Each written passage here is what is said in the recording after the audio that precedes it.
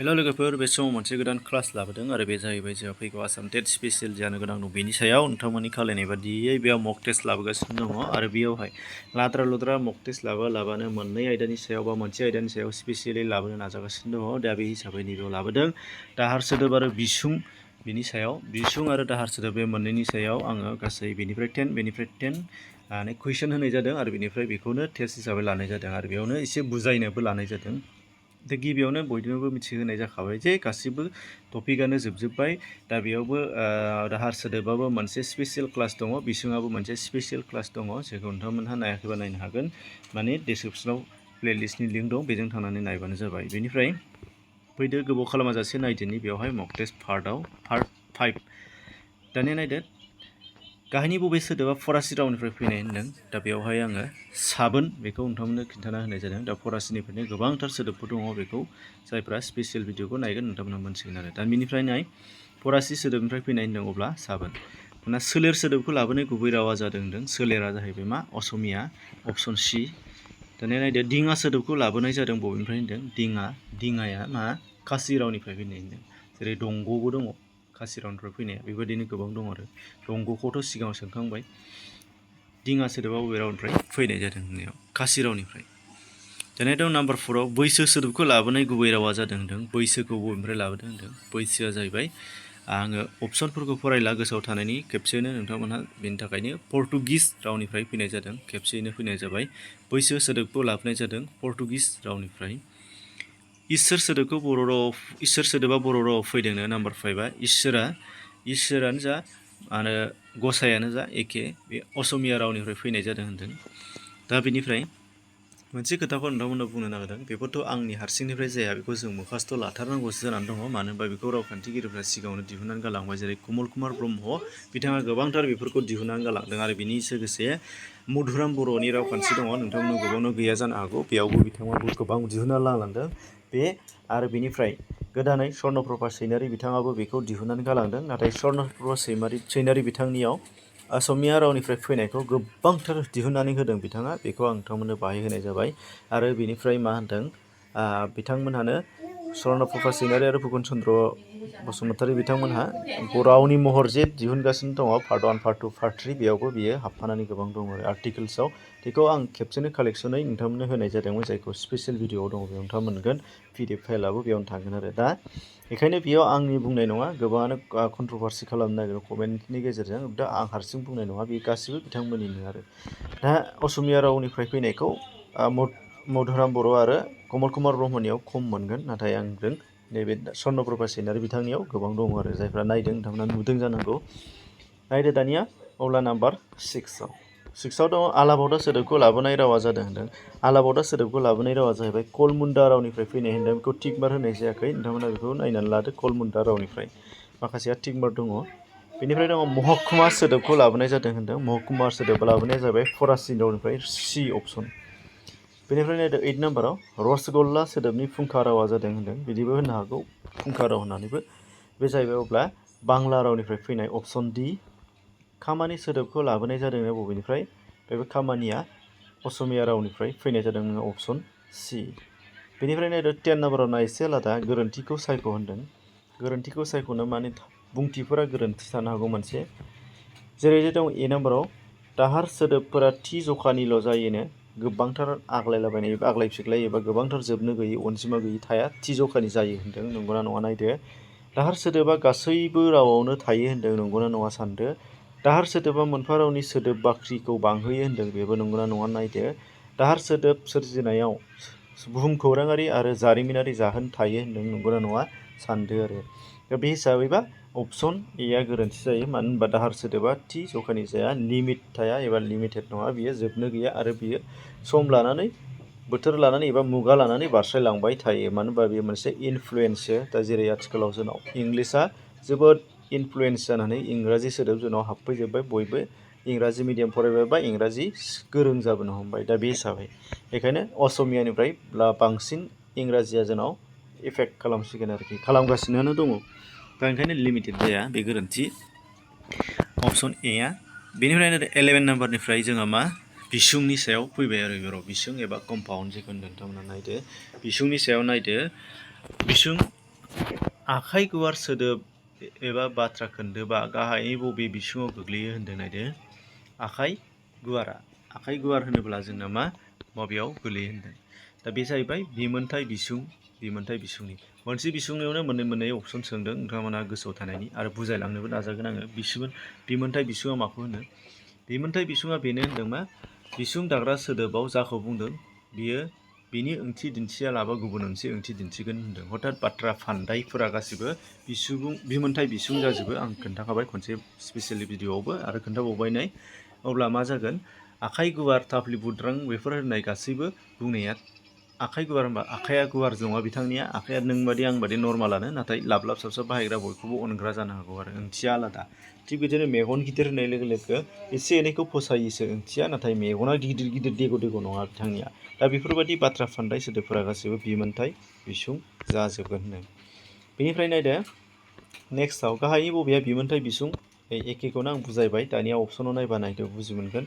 मोज्लाय जानजि दङ, दाउनि बिदै दाउदै दङ, मोजां गथ' जाय मोजां गथ', दमासनि थन्थ्राइ दमासि बेबायदि सोंनाय दं। होनब्ला नायदो मोज्लायनि बादि जानजि रुजुदोंसो नङा होमबा? बेखायनो आं दसे बुंबावदों रुजुनायासो बिमोनथाइ बिसुं जायो जिहेथु रुजुनाय, ओंखायनो बेनो अपसन एआनो जागोन राइट एन्सारा। रुजुदों मोज्लायनि बादि जानजिथ' मानसिना थाया, नाथाय सेरेरे मोज्लाय जानजिखौनो रुजुनानै मोज्लाय जानजि होनो जिहेतु। बे 13 नम्बराव दङ बारस्लायबाय एबारावहाय गाहायनि बबेया बिमुंलालि बिसुं दिन्थिग्रा सोदोब नङा होनदों। उल्था सोंदों नेगेटिभ फर्माव, बेखौ थाल लानांगौ नेगेटिभ फर्मावबो फैखाथारो। गाहायनि बबेया बिमुंलालि बिसुं दिन्थिग्रा सोदोब नङा होनदों। नङासो होनदों। बिमुंलालि बिसुंनिखौ आं खनसे खिन्थानि मा होनदोंमोन। बिमुंलालि बिसुङा बिसुं दाग्रा मोननै सोदोबजों जे दानानै गुबुन मोनसे बिसुं सोमजियो। दा बिसुं दाग्रा सोदोबफोरा जानो हागौनो मुंमाजों मुंमा, जानो हागौनो थाइलालिजों थाइलालि, जानो हागौ मुंमा आरो थाइलालि जयै बेबादि सोदोब जानो हागौनो। बेनिफ्राय जयै मोनसे सोदोब जाहैगोन जाय बिसुं जागोन होनदों। बेखौनो बिमुंलालि बिसुं होननाय जायो।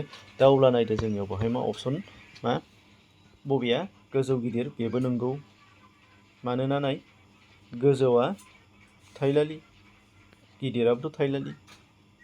दैनि जाय बिमा दैमानो, बे नंगौना नङा नायदो। मेवा आदै, बे नंगौना नङा नायदो। बेनिफ्राय खुनजों लुनाय खुन्दुं होनदों, खुनजों लुनाय खुन्दुं होनदों, खुनजों लुदों होनदों। खुन बेबो मुंमायानो, मेवा आदै होनदों मेवायाबो मुंमायानो, नाथाय दै जाय बिमा दैमा बेयावबो मुंमायानो बादि नुदों। नाथाय जोङो मोनसे खोथाखौ गोसोआव लादो, मेवा आदै होननाया मा मोनसे मेवायाबो मुंमायानो, नाथाय जोङो मेवा आदै होननाया मोनसे मा जानानै दङ दासो दहायसो सिगाङाव बुंबोदोंमोन बाथ्रा फान्दाय बाहागोनि मोनसे बियो। बेखायनो बे जाहैबाय बिमुंलालि बिसुं नङा। नुनायाव मेवाया मामोन मुंमायानो नाउनानो, नाथाय मेवा आदै होननाय लोगो लोगो मोननैजों सोदोब दानाय जायाखिसै, बियो अलरेडि बियो बाथ्रा फान्दायखा। बेखायनो बियो मामोन बाथ्रा फान्दाया बिमोनथाइ बिसुं दहाय फार्स्टआव बुंखादों। दा बेखायनो अपसन डिआ रं एन्सार आरो रं। मानो रंखौसो बिखादों नालाय सोंनाया, नङासो होनना बुंदों नालाय। बुजि मोनदों जानांगौ नोंथांमोनहा। आरोबाव खेबसेबाव बिमुंलालि बिसुंनि नायबावदो। गिदिर जाय बिफां गिदिर बिफां गोजौनि सोदोबाव बाहायजानाय बिसुङा मा होनदों? गिदिर जाय बिफां होनदों। गिदिरा मामोनलाय थाइलालि, बिफाङा मामोनलाय मुंमा। मुंमा आरो थाइलालि दाजाबनानै मा जायोनो गिदिर बिफां जादों नै। अब्ला बे मामोनलाय जोंना दासो खिन्थादों बिमुंलालि बिसुं। राइट एन्सारा बिमुंलालि बिसुं। बेनिफ्राय नायदो अपसन 15निफ्राय आलादा जाफैलायबाय। बेवहाय मा होनदों बेहाय दाउनि बिदै दाउदैआव बाहायजानाय बिसुङा जादोंनो मा दाउनि बिदै दाउदैया बे जाहैबाय मा बिसुबुं बिसुंनि मोनसे बिदिन्थि। बिसुबुं बिसुङा माखौ होनो नायदो। बिसुबुं बिसुङा मोनफा मा बिसुं दाग्रा सोदोबफोरनि मोनसेयाव मा थागोननो बाद सोदोब बेखेवफानि दाजाबदाफोर थाफायोनो। सोदोब बेखेवफानि दाजाबदाया मामोन? जेरैजाय बेखेवगासै आ या नै खौ जों याव बे बेखेवगासिनि सिमाव थानाय सोदोब बेखेवफाफोरनि दाजाबदाफोरा बिसुं दाग्रा सोदोबाव थाफायोनो। जेरैजाय दाउनि होननाय लोगो लोगो नै न' इकारनि थाफानानै दङ, बेखेवगा द'नि हाबनानै दंफायो। आरो बे सोदोब बेखेवफाया जेला बिसुं दागोन सोदोब बेयाव थाफाहैया होनदों। दा बेबायदिखौ बिसुबुं बिसुं बुंनाय जादोंमोन। जेरैजाय नायदो दाउनि बिदै दाउदै होनदों। दाउनि होननायनि नि सोदोब बेखेवफाया थायालाबा खेबसेनो दाउदै जाहैदों। बेखायनो बे बिसुबुं बिसुं। एग्जाम्पल मोनसे 16आव नायबावदो। गाहायनि बबेया बिसुं होनदों सोंफिनबावदों दाबरनो एखेखौ नोंथांमोना क्लियार जानायनि थाखाय नायदो गाहायनि बबेया होनदों हायेनाव थायो जाय हायेनारि नैलाय गुबुन अपसनखौ दा नायसै नङा बिसोरो नैबे राइट एन्सार बिसुङा मानोना बेहाय मा दं हायेनजों आव दाजाबनानै हायेनाव जादों बेखेवगासिनि आवनि बेखेवफा दाजाबदा दङ जाय नै बिसुं दानाय सोदोबाव गैहैला हायेनारिल' जाहैबाय डाइरेक्ट बेखायनो बेयो मामोन बिसुंनि बिदिन्थि राइट एन्सारा बेखेवफा थाफायो नाथाय सोदोब दाखांनानै बेखेवफा थाया बेखौ गोसोआव लाबानो जाबाय बिसुं दाना बिनै बिसुं नायदो 17 आरो 18 आलादा जानोसैलाय मोननै खोन्थादों बिनै बिसुं नायदो बिनैखौ आङो गोसोआव थानो थाखाय अनजिमायारि बिसुं निउमारिकेल होननानै आङो गोसोआव ला होमबा गोरलै बुजियो नायदो बिनै बिसुं एबा अनजिमायारि दिन्थिग्रा बिसुङाव बिसुं दाग्रा सोदोबाव मा थागोन होनदों बिसान एबा अनजिमा फोरमायनाय थाफायो होनदों जेरैजाय मा होनदों नैबाव नाय अपसन डि एन्सारा राइट एन्सार 12 मासनि थन्थ्रायनो 12 माने 12 मास माने मान्थ असमियानि 12 दाननि थन्थ्राय 12 दानारि होननाय जादों थारमाने होमबा मा जाबाय 12 मासनि थन्थ्राय 12 मास होनदों होमबा 12आ मामोन डिजिट एबा अनजिमा जायखौ जोङो माबो बुंनो हागौ बिसानबो बुंनो हागौ बेखायनो बेबायदि थाफायोबा बियो बिनै बिसुं जायो होनदों जेरै अपसन 18खौ नायबावबा नुगोन नोंथांमोनहा नाय मा होननाय जादों सानफा सानफ्रोम नारेंसु बादि गन्थं नारेंसु महर जाय मुस्रि महर मुस्रि त्रिगुननि थन्थ्राय त्रिगुन होमबा बबे गोजौनि बबेया बिनै बिसुं होनना सोंदों सायख'नांगौ अब्ला जोंना मा जागोन त्रिगुननि थन्थ्राय त्रिगुन अपसन डि मानोना त्रिगुन माने मा 3 माने 3 गुनाथ' गुन नायदो अनजिमा थाफालायबाय एबा बिसान दिन्थिनाय सोदोब थाबाय 3 ओंखायनो मा जाबाय त्रिगुननि थन्थ्राय त्रिगुन एबा मा 3 गुननि थन्थ्राय 3 गुन होननाय जादों आरो बे होमबा बे मोनसे थालायबाय दा आं बिजाबाव जेखौ दङ बेबायदि लाबोदों जास्ट बुजायनानैसो होदों नोंथांमोना मानोना बेथ' आंथ' लिरनाय नङा खोन्थाखाबाय 19 नम्बरखौ नायदो दानिया गाहायनि बबेया महरथि एबा बिथारजा बिसुंनि जा लास्ट बेयो नायदो बबेया महरथि एबा बिथारजा बिसुं होनदों महरथिखौ गोसोआव लाग्रोनांगोन जोङो जायनि महरा सोलायनो रोङा होनदों बेनो महरथि जेरै दाजाब महरथिफोराव आरो नाथाय बिनिखायनो अब्ला बिदिब्ला बेफोरबादिफोरा जोङो जेखौ मोनो इंलिसावबोथ' मिथिखागौ नोंथांमोना दानिया बेबायदिनो महरथि एबा बिथारजा बिसुङा मा जायो होनदोंमोन बिसुं दाग्रा सोदोब मोननैनि गेजेराव जाय सोदोबखौ बाहायगोन बे सोदोबानो एखेयैनो बिसुं दाखांनानै बाहायजानाय सोदोबावबो थाहैफिनगोन होनदों एखेयैनो अब्ला बेखौनो मा होनना बुंदोंमोन महरथि महरा बिसुं दाग्रा सोदोबाव थानायानो थाहैफिनगोन दहायना मा मोनामोन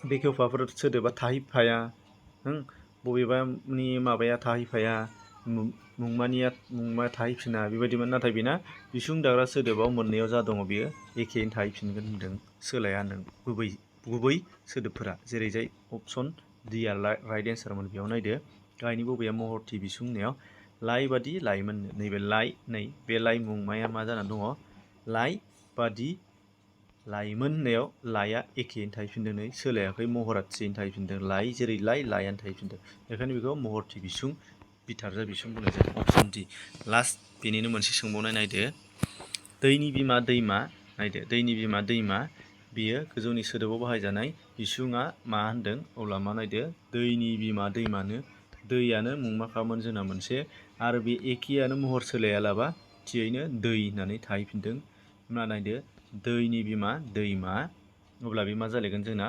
महरथि बिसुं एबा मा होनामोन जोंहा बिथारजा बिसुं बे बिजाबाव होखादों बिथारजा होननानै बेखौनो होनदों ओंखायनो गोसोआव ला सोदोबफोरखौ कुइसनाव बेबायदिनो फैलाबायनो हागौ दा बे अब्ला बुजिबोनो मोनबाय जानांगौ नोंथांमोनहा जायफ्रा बुजियाखै नोंथांमोनहा खनसे नायफिनदो स्पेसियेल भिडिअफोरखौ अब्ला नुनो मोनगोन नेचार पाब्लिकेसन साबस्क्राइब खालामाखै खालाम गोसोबादि नोंथांमोननि खालामाखै बे नोंथांमोननि गोसो लाइक खालामा बेखौ आं जेबो बुङा डिसलाइक खालाम फसायाखैबा जेबो अबजेक्सन गैया दा अब्ला बेखिनिमोन नोंथांमोनहा नायनानै शेयार खालामना हो गुबुन लोगोफोरनोबो जाहाथे बयबो पास जायो नाथाय बेखौथ' आं खालामनाय नङा सानो नोंथांमोनखौ एसेनोसै गोजोन्थों